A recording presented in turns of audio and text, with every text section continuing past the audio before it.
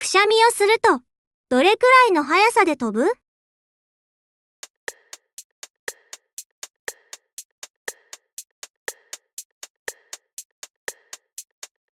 正解は、100km 毎時。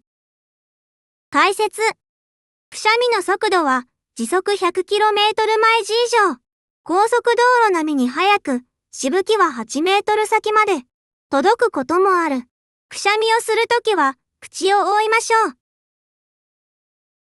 今日も賢くなりましたね。またのチャレンジをお待ちしております。